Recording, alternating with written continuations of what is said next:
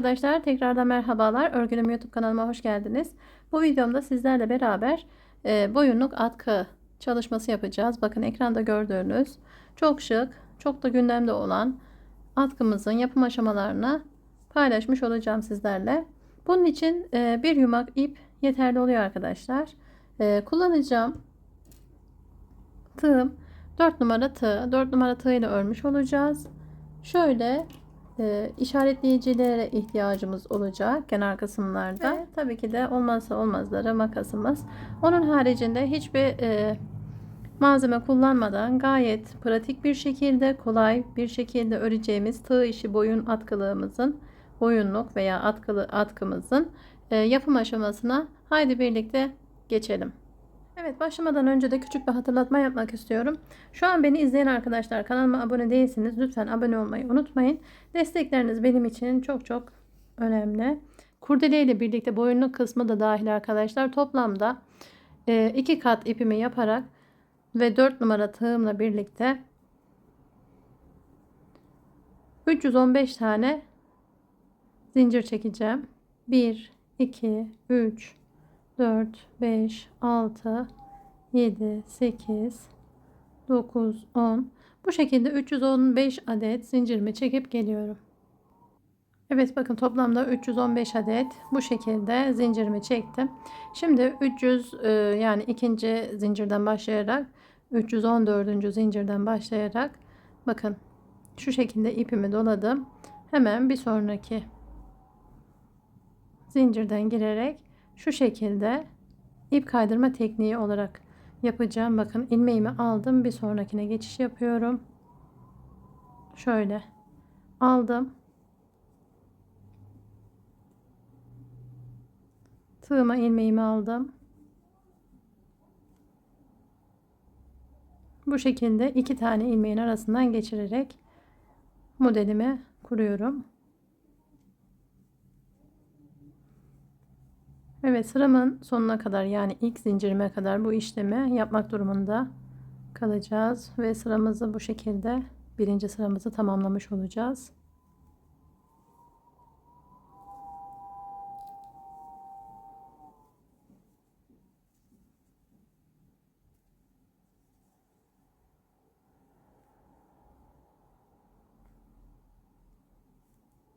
Evet, bakın. Hemen bu sıramı tamamlayıp geliyorum. Evet, burada toplamda arkadaşlar 300 toplamda 15 tane zincir çekmiştik. Bir tanesini kenara çıktık. 314 tane ilmeğimizi bu şekilde doldurmuş olduk. En son bu kısmı da bakın yine aynı şekilde ip kaydırarak tamamladım. Bir tane zincir çekiyorum. Bu kurdele kısmı hani orta kısımda boyun tarafına denk gelecek, orta kısmı, kenarların uzunluğu da kurdeleye denk gelmiş olacak. Kurdele için arkadaşlar toplamda bu şekilde, bu modelde 4 sıra ilerleyeceğiz. Bakın şurada bir zincir çektikten sonra hemen dipteki yuvaya girerek yine aynı şekilde modelimizi oluşturacağız. İster böyle çekin, ister arkadaşlar bakın şu şekilde arkadaki ilmeklerden geçiyoruz, fark ettiyseniz. Artık arkadaki ilmeklere girerek modelimi bu şekilde kurmuş oluyorum. İp kaydırma tekniği, sadece ilmek alarak ip kaydırma tekniği gibi düşünün bunu.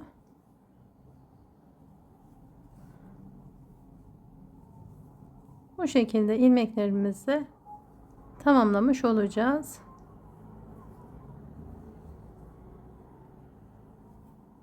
Evet, şimdi ikinci sıramı da böyle tamamlayacağım. Toplamda arkadaşlar 4 sıra, kenarlara birer zincir çekmeyi unutmuyoruz. 4 sıra gösterdiğim gibi arkalara batarak, bakın şu kısımlara, buralara girerek 4 sırayı tamamlayacağız. 4 sıradan sonra orta kısımda boyun kısmını için örgümüze başlamış olacağız. Evet arkadaşlar, bakın bu şekilde 4 sıramı tamamladım. Kenarlardan iplerimi keserek temizlemiş oldum. Şimdi bakın tam orta noktasını bulacağız atkımızın, boyunluğumuzun. Onun için uçları birbirine denk getirip şu şekilde Tam ortayı işaretledim. Ve ortadan işareti saymadan arkadaşlar bu tarafa 31. ilmeği işaretledim. Bu tarafa 31. ilmeği işaretledim. Toplamda 63 tane benim burada ilmeğim olacak. Tabi siz kendi boyununuza göre ölçebilirsiniz. Bu benim boyun ölçüm arkadaşlar. İnce veya kalın olabilir. Nasıl isterseniz. Şimdi bu aşamadan sonra boyun kısmına başlamış olacağız. Bakın modelim bu şekilde. Üst kısımdan devam edeceğim. Hemen buradan girerek ne demiştik? Burada 62, ortayı da sayarsak 63 tane ilmeğim var. Hemen şuradan işaretleyicimin olduğu yerden ipimi geçiriyorum ve burada toplamda arkadaşlar şöyle 1 2 3 tane zincir çektim. Bu 3 zincirimden sonra ilmeğimi aldım. Bir sonraki yuvanın içerisine geçerek buradaki ipimi de aradan gizleyerek temizlemiş olacağım. Hemen bakın. 1, aynı yuvanın içerisine tekrar geçiyorum. 2.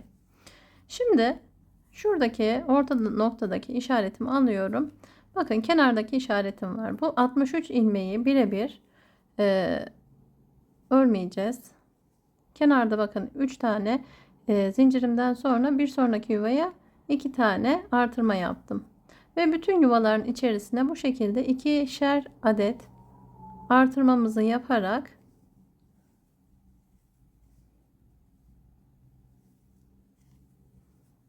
burayı tamamlamış olacağız.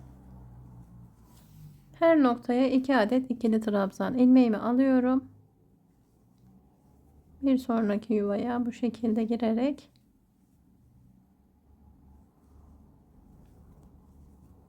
yine bir sonraki yuvaya 2 adet,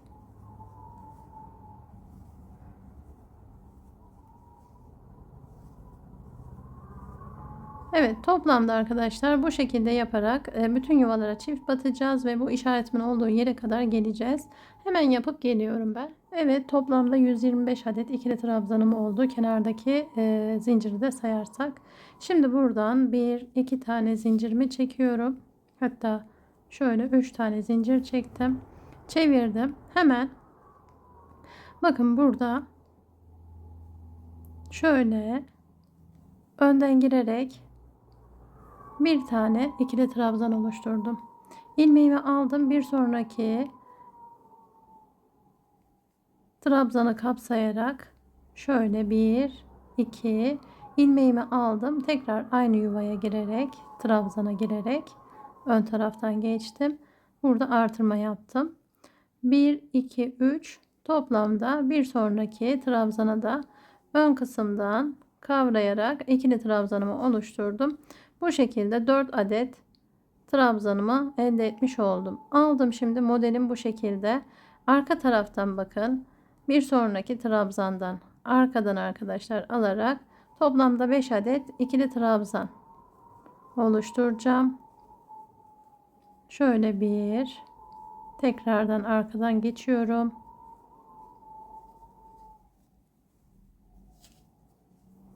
2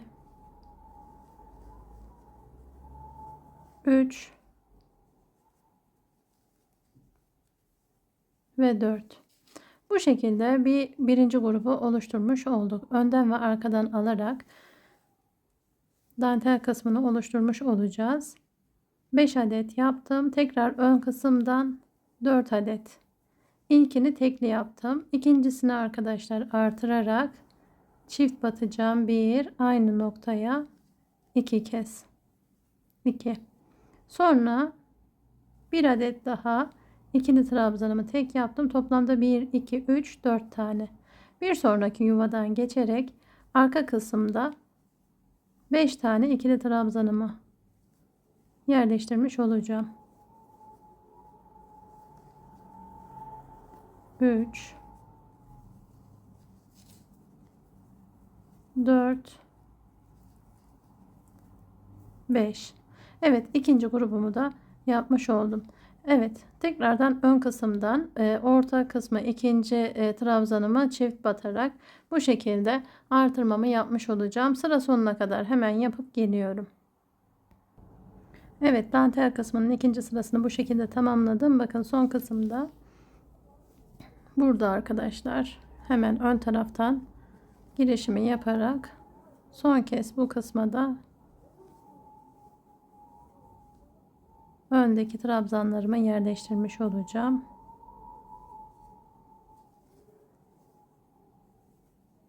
Evet, şu geriye kalanları arkadan şöyle bir tane zaten arkadaşlar burada trabzanım kalıyor. Onu da hemen ön taraftan bir tane fazla yapabilirsiniz. Evet, bu kısma toplamda bir tane ilmeğimi direkt ördüm.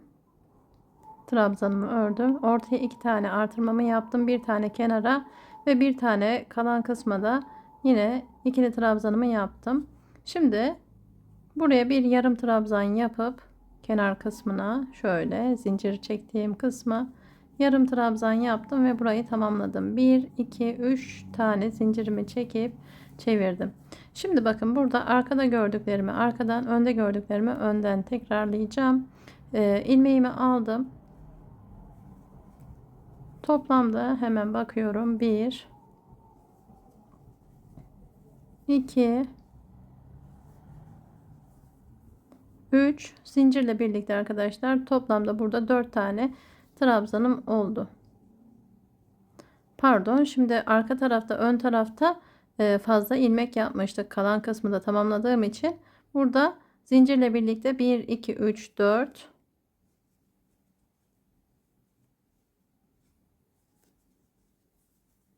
5 toplamda 6 tane zinciri saymazsak toplamda arkadaşlar burada 5 tane ikili trabzan yaptık. Ön tarafa geçiyorum. Ön tarafta bu üçüncü sıram ve son sıram olacak. Yine artırmalı şekilde yapacağız. İlk trabzanımı yerleştirdim. İkinci trabzanımı yerleştirdim. Üçüncü trabzanı yaparken tekrar burada artırma yapacağız. Yine aynı noktaya girerek buraya bir artırma daha yaptım. Sonra iki trabzanımı artırmasız şekilde örerek devam ediyorum. Bu sırayı tamamlamış oldum. Şimdi bu kısımdan arkadan yine geçerek toplamda 1 2 3 4 adet ikili trabzanımı yapmış oldum. Ön kısımda yine gösterdiğim şekilde 1 2 tam 3. trabzana artırma trabzanımız olacak. 1 2 tane ikili trabzan yaptım. Kalan 2 trabzanımı direkt artırmasız şekilde birebir ördüm. Ve arkada olan 4 adet ikili trabzanımı yine ilmeklerimi arkadan alarak bu şekilde yerleştiriyorum.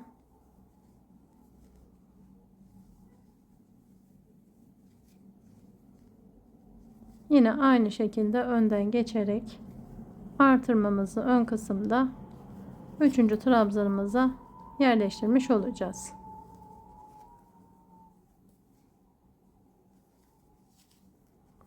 Evet, bu sırayı tamamladıktan sonra artık modelimizi bitirmiş olacağız.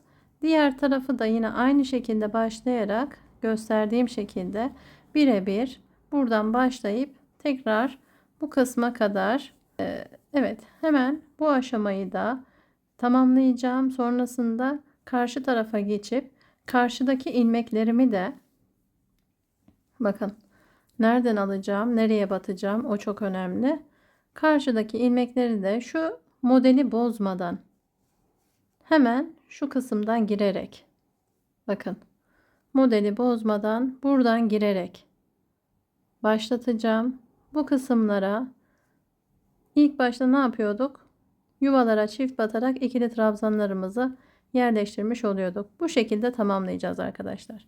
Evet, şimdi gösterdiğim şekilde karşılığına denk gelecek dantelimi de hemen yapıp modelimizi tamamlamış olacağım. Bitimini gösteriyorum hemen sizlere. Evet arkadaşlar, bakın bu şekilde boyunluk atkımızı tamamlamış olduk. Toplamda 3 sıra dantel kısmını oluşturduk. Gösterdiğim şekilde tamamlamış oldum. Evet, videomun sonuna geldim. Bir sonraki videoda görüşmek dileğiyle. Kendinize iyi bakın. Hoşça kalın.